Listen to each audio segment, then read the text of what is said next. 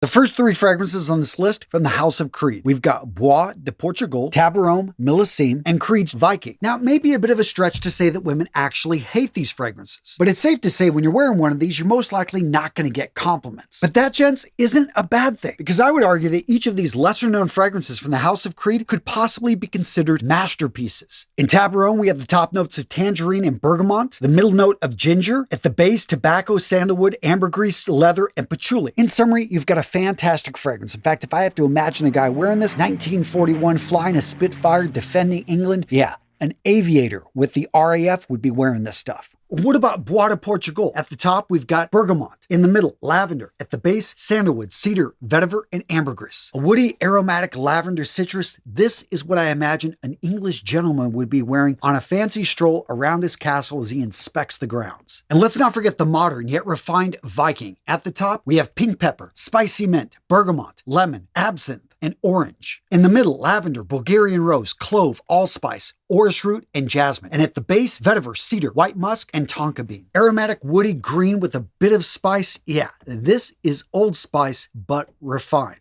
Yeah, imagine that Old Spice gentleman went to a finishing school and he actually became a gentleman. This is what he would be pulling off. Now, it should be obvious, but I'm going to state it. Some of the fragrances I'm going to list in today's video, well, they are a bit challenging to wear. Seriously, Tom Ford's Noir Anthracite, this has been compared to an ashtray. Now, personally, I don't get that. I find that it's a woody, spicy fragrance with a bit of citrus and leather. In any case, it's a challenging fragrance. If you're wearing it for yourself. But it's a little bit hard to find. So let's go to a Tom Ford that's easier to grab. So right here, we've got Tom Ford's 2006 Black Orchid. You're also going to see the Parfum out there. It's going to be in a solid gold bottle. I like the original Eau de Parfum. I just think it's got a little bit more depth, but both of these are going to be unisex fragrances. And for that reason, a lot of guys are going to stay away from them. And that, gentlemen, in my opinion, is a big mistake. A lot of guys think unless it is marked strictly for men, they're not even going to try it. Guys, you want to get this on your skin. Yes, it can go both ways, but I have to say that it is a beautiful fragrance and in my top 5 of fragrances that I've got in my collection. The top notes are truffle, gardenia, black currant, ylang ylang, jasmine, bergamot, mandarin orange, and Amalfi lemon. In the middle, orchid, spices, gardenia, fruity notes, ylang ylang, jasmine, and lotus. At the base, Mexican chocolate, patchouli, vanilla, incense, amber, sandalwood, vetiver, and white musk. Now, a question was asked in one of my other videos, can I pick up every single one of those notes? And the answer is, of course not. I can pick up some of them, but one thing I really like about Tom Ford fragrances is that you pick up the most interesting notes. The truffle one is there. The Mexican chocolate. I'm not sure it's Mexican chocolate, but I can smell those things.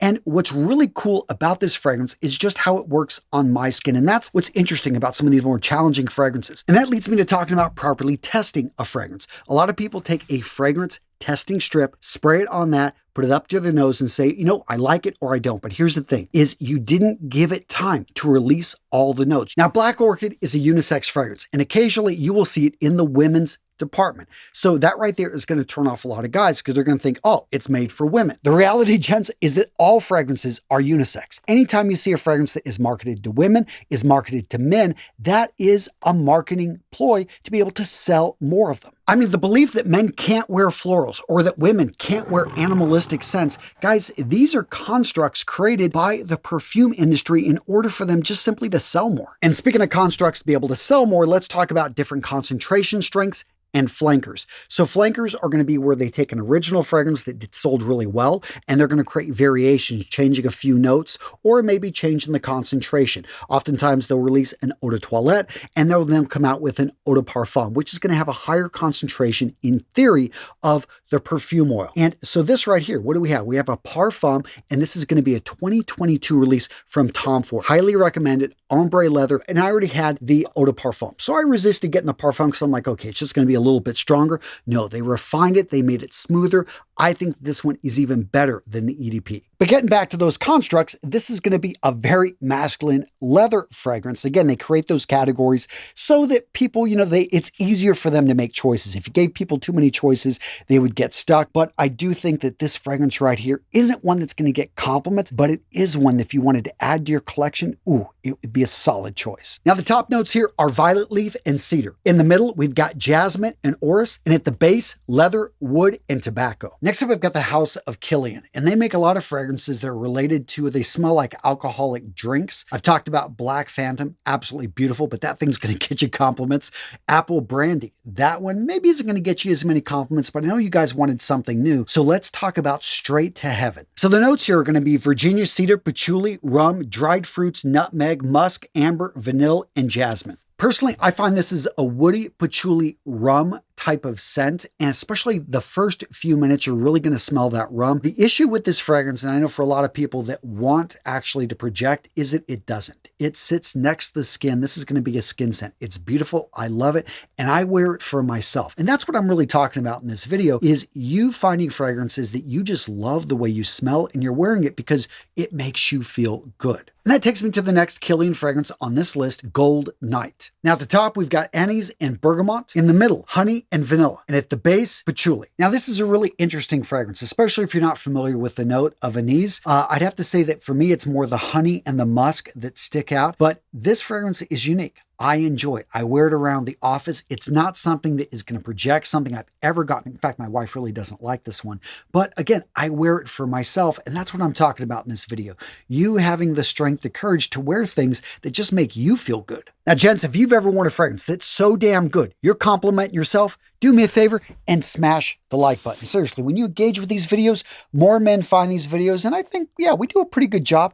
I would appreciate it. So yeah, smash the like button. Now at this point, a lot of you guys are saying, come on, Antonio, you are killing my wallet with those expensive fragrances. All right, let's bring down the price. Let's go over some fragrances, which you've probably seen at discounters. You have seen these things maybe at big box stores. A fragrance like British Sterling, launched in 1965. This fragrance actually still smells good today. Is it going to be strong? No. Is it going to last all day? No. This is an aftershave that you're going to put on, but you know what? It smells good, and you'll probably get compliments, but I'm thinking that, again, you want to just wear something so that you smell good. Now, the notes on this fragrance are pretty cool. At the top, you're going to have citrus. In the middle, nutmeg, spice, cinnamon, leather, cedar. At the base, oak moss, musk, amber, and sandalwood. I mean, you can't go wrong with that combination. And everyone, even the reformulations, yes, they're not as strong. They're not using the original oak moss because by law they can't.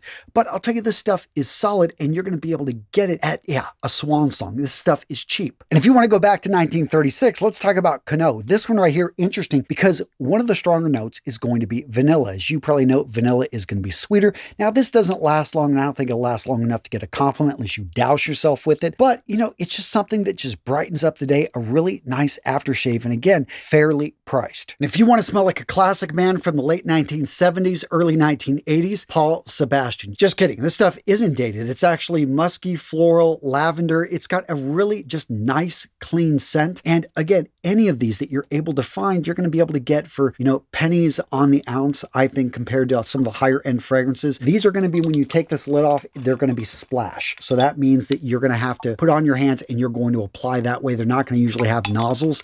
That being said, these are awesome fragrances that I think any man should have in his collection, especially if he just wants to wear something for himself. He wants to smell good in the morning. Now I'm going to go ahead and throw out there English leather and Stetson. Yes, Stetson, the one you find over at Walmart. There's nothing wrong with this. In fact, let me know in the comments, you guys that wear Stetson, you've probably actually gotten more compliments than a lot of these higher end fragrances. And that's the thing, is you have fun, you experiment, but again, you're wearing these for yourself. And if you do want to go to fragrances that use a nozzle, if you want to smell like walking into a pine forest, a classic fragrance, check out Aspen. Again, very low priced. You're going to be able to find just great deals on this, or, a little bit pricier, but still not as expensive as a lot of more modern fragrances out there, but just as good. Drakkar. This thing was a powerhouse in the 1980s. It really disappeared, in 2000s, the last 20 years. Yeah, young guys aren't pulling this thing off. You could be the guy standing out just smelling great. It's a really good fragrance. Now, this next fragrance from 1981 flies under the radar, but it is a solid pick, especially if you like polo green, you like a man's man scent. Guys, you need to check out Quorum. Top notes here are going to be Artemisia, caraway, lemon, bergamot, and grapefruit. In the middle, pine tree, sandalwood, patchouli, carnation, and jasmine. At the base, oak moss, tobacco, leather, and amber. What I like about this fragrance is it's a bit animalistic, without bringing in those notes. It's a solid pick. If you want something that's masculinity in a bottle, this is the fragrance. That being said, if you want a gentleman in a bottle, you need to check out Chanel's Antaeus. Released same year as Quorum, 1981. This fragrance is an absolute masterpiece. At the top, we've got myrrh, clary sage, coriander, bergamot, lime, and lemon. In the middle, rose, thyme, basil, and jasmine. At the base, castoreum, oak moss, patchouli, and labdanum. This is a complex fragrance for a gentleman that isn't afraid to smell sexy. This is a fragrance that when you wear this, you're wearing it for yourself. You're wearing this because you want to attract. Yeah, she's maybe not going to like the way you smell, but she can't get away from you. She wants to be close. I imagine, just a well-dressed guy that has, having fun on his mind, just with a beautiful woman he met that night, just sitting in his lap. Yeah, this one is a good one. Now, what if you want something that smells like an absolute gentleman? Well, guys, it doesn't get more classic than Floris's number 89. In fact, this is the fragrance that Ian Fleming wrote in his novels that James Bond wore. It's a citrus, freshy spice, aromatic, and I have to say that it's not really an exciting fragrance, but I could see a spy wearing this. But if I were to go with the Floris, I'd probably recommend their 1992 JF. A lot of people say it reminds them of green Irish tweed. I get some of the similarities, but I think this one's a little bit more green. It doesn't have the same projection. Again, this is going to be a fragrance, and in general, Floris fragrances sit close to the body. Now, what about the House of Penhaligon? You don't see me normally talking about a lot of these British fragrance brands, and that's because maybe they're like gentlemen. They are very well-mannered. They don't push out. But again, if you want to wear a fragrance for yourself, I think Juniper Sling is a beautiful one. This is very light. Again, it's going to sit close to the body. Just a hauntingly simple, clean, beautiful fragrance. That being said, if you want a Penhaligon that is stronger, that is going to be heavier, that's going to be better for the fall, winter, spring, then you want to check out Sartorial. A lavender, honey, woody, spicy fragrance. This one has a lot of notes. I'm going to pull them up really quick, more than I want to get into. Do I pick them all up? No, but I definitely can feel this fragrance. This one projects a bit more, and it's one of the nicer from their house. If you're going to be wearing black tie on a cold evening, this is the fragrance for you. Now, over the last few years here at Real Men, Real Styles, many of you guys have noticed we've gone deep into fragrances. And that's because I kept finding all this research pointing out how you can condition yourself when you smell certain scents to actually go into a state of mind. How certain notes would actually affect your memory. They would affect the way you feel, your emotions, and how basically scent had a direct link to the brain. So leveraging all that information, we created a set of unique scent triggers specifically designed to help you reach peak performance. The Mission Fragrance set is designed for men that want to get unstuck, that want to be more focused, that want to use the power of scent to unlock their minds. If you can't tell, gents, this is a passion project, a really interesting project we've been working on now for over a year. So gents, if you want to learn more, down in the description of today's video, I'm linking over to Mission Fragrances where you can get more information, where you can enter your email address, and we'll send more information your way on how to leverage the science of scent and how to possibly grab your own Mission Fragrance set. Next up, 3 fragrances from the House of Dior. Fahrenheit. This one easily made the list. Again, a lot of people talk about this, that they wear it for themselves and for good reason. Leather with gasoline, you're out mowing the lawn. That is this fragrance. Strong, powerful, too much for a lot of people. So wear it for yourself. A beautiful fragrance. Reminds a lot of people though of the 1980s. And that's what I noticed a lot of these fragrances are. They've got a vintage vibe to them. Jules. This one came out again in 2016, but it's an older release. A really nice fragrance. Flew under the radar. Not many people talk about it. Green, animalistic, earthy, soapy. This fragrance right here is complex, yet it's so different from the majority of fragrances that are currently being released. But if I had to recommend just one Dior that's more of a recent release, let's go to the 2017 Eau Sauvage. This is going to be the Parfum. Absolutely beautiful. In fact, it's so good, I decided to actually wear it right here in the middle of this video. I was going through all these. I'm like, which one am I going to wear? Guys, as soon as I saw this, I'm like, I got to put this thing on. It had been a while, and the notes really are simple. At the top, citron, bergamot, and lavender. In the middle, vetiver. And at the base, elamine. Fresh, masculine, tasty. This could be worn by Alain Delon 1960. This could be worn by Ryan Gosling in 2023. And don't confuse Eau Sauvage with the Sauvage line. Now, the Sauvage line, the Elixir, the Eau de Parfum, the Eau de Toilette, the spray, those are all actually really nice fragrances that will get you tons of compliments. But check out the Eau Sauvage line. There are tons of them out there. You can pick them up on discounters. It came out, I think, originally in 1966, but this fragrance is more going to be citrus focused. It's going to be cleaner, more old school, but just absolutely beautiful and so different from anything hitting the market right now. And speaking of new releases, I know you guys want to be able to walk into stores and be able to see a fragrance right there on the shelf and say, hey, I want to grab this. I want to wear it for myself. So I will recommend Armani Code, the new Parfum. I think it's absolutely beautiful. Reminds me of the original. And Armani Codes, they don't normally get, at least in my experience, a whole lot of compliments. These are going to be deeper, richer, heavier fragrances that a man would wear for himself. That being said, if you can see Bulgari's Terra Essence, this one right here, you definitely want to smell it first. This is going to be a very earthy fragrance that is, the notes on this are incredibly interesting. Not everyone's going to like this. I found this at duty frees. I tried it 3 times before I said, you know what? This is absolutely beautiful. I've got to get it. It is a solid pick. And in case you can't find that Terra Essence, something that's very similar, Gucci Guilty Absolute. You're going to see a lot of Gucci Guilties out there. In general, those are going to be compliment magnets.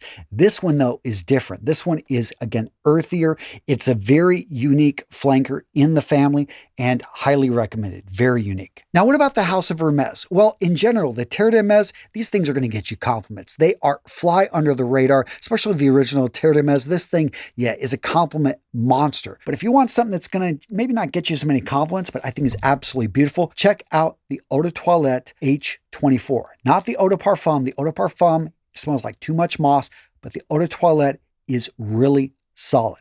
And if you don't believe me, smell them both. And maybe if you smell like moss, then you go for the Eau de Parfum. Another fragrance you're going to see out there all over the place, and usually it's getting bad reviews, is going to be Paco Rabanne's Phantom. And I think it's because it's got this really tacky bottle. But if you can look past that, I think that this is a solid fragrance. This is going to be an earthy vanilla. It's got a bit of lavender in it. A unique combination. Really a stretch for Paco Rabanne.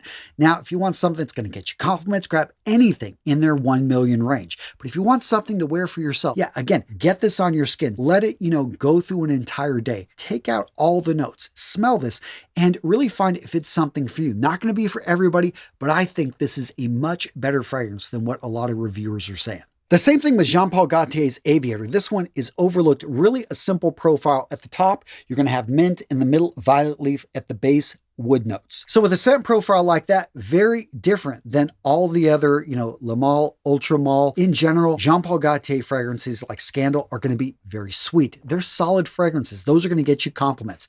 This fragrance you wear because you just want to smell fresh and smell good. You like the whole Jean-Paul Gaultier line, but this one isn't going to project like the others. That being said, again, a solid entry, highly recommended. And next up, gents, some honorable mentions. First up, Dolce & Gabbana's The One Gray. Now, if you want to smell like a man's man, check out John Varvatos' Dark Rebel. Now, if you love the note of vetiver, you want something realistic, check out Guerlain's Extreme Vetiver. This is going to have great longevity, an absolutely beautiful fragrance that a man wears for himself. Next up, we've got Lalique's Encre Noir. This one has a cult following. Some people say it smells like pea soup. Yeah, I'll let you be the judge. And another recent release that's flown under the radar, Bad Boy Cobalt. All right, gentlemen, so what video to watch next? Well, how about fragrances the ladies actually like? Yeah, if you want to wear a fragrance that the ladies are going to love, I got you covered in this video. Boom, right here.